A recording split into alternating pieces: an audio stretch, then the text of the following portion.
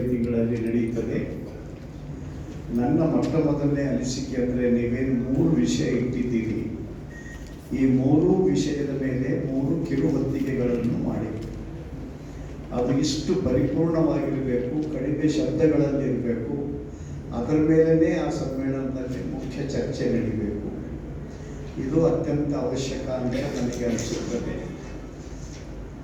ಎರಡನೇದು, ಈ ಕಾರ್ಯಕ್ರಮ ನಡೆದ ಮೇಲೆ ಈಗ ಅನೇಕರು ಕೆಲವು ತಮ್ಮ ಸಮಸ್ಯೆಗಳನ್ನು ಹೇಳೋದು. ನಾವು ರಾಜ್ಯ ಮಟ್ಟದ್ದು, ರಾಷ್ಟ್ರ ಮಟ್ಟದ್ದು, ಜಗತ್ತಿದ್ದು ಏನೇ ಮಾಡಲಿ, ನಿತ್ಯ ನಮ್ಮ ಹೊಟ್ಟೆ ತಿಪ್ಪಲಿಗೆ ಕಷ್ಟ ಬಂದಾಗ ಯಾರು ಬರ್ತಾರೋ ಅವರೇ ದೊಡ್ಡವರು ಅಂತ ಆಗ್ತಾರೆ.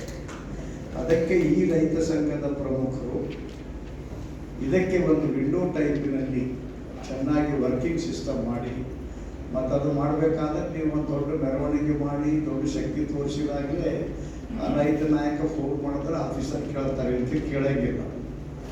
ಅಂಥ ಒಂದು ಶಕ್ತಿ ಅದು ಮುಗಿದ ಮ್ಯಾಗ ನಾವು ತೋರಿಸಲಿ, ಮುಂಚೆ ಇರೋದು. ಇವು ಎರಡು ಇಲ್ಲದೆ ಇದ್ದರೆ ಕೆಲಸ ಆಗೋದಿಲ್ಲ. ಮೂರನೇ ಮಾತು, ಬೆಂಬಲ ಬೆಲೆ ಎಷ್ಟು ಕಠಿಣ ಇದೆ ನಿಮಗೆ ಗೊತ್ತಿದೆ.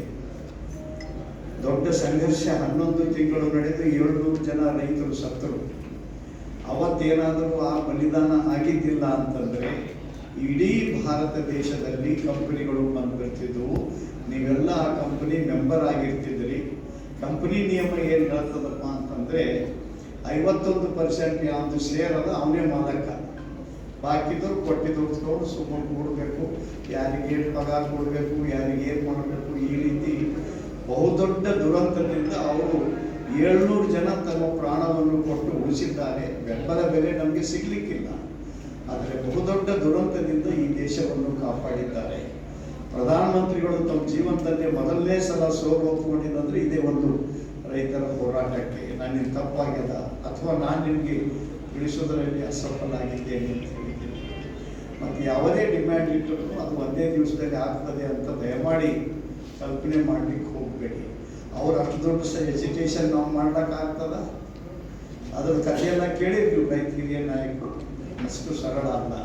ಸೊ ಆ ದೃಷ್ಟಿಯಿಂದ ಈ ಕಾರ್ಯಕ್ರಮ ಮುಗಿದ ಮೇಲೆ ದೇಶದ ಬೇರೆ ಬೇರೆ ಭಾಗದ ರೈತ ನಾಯಕರು ಬಂದು ಹೋದ ಮೇಲೆ ಒಂದು ಬೈಠಕ್ ಮಾಡಿ ನಮ್ಮ ಭಾಗಕ್ಕೆ, ನಮ್ಮ ರಾಜ್ಯಕ್ಕೆ ಇದರ ಸುಂದರ ಲಾಭ ಏನಾಗಬೇಕು ಅದರ ಬಗ್ಗೆ ಗಂಭೀರ ಚಿಂತನೆ ಮಾಡಿ.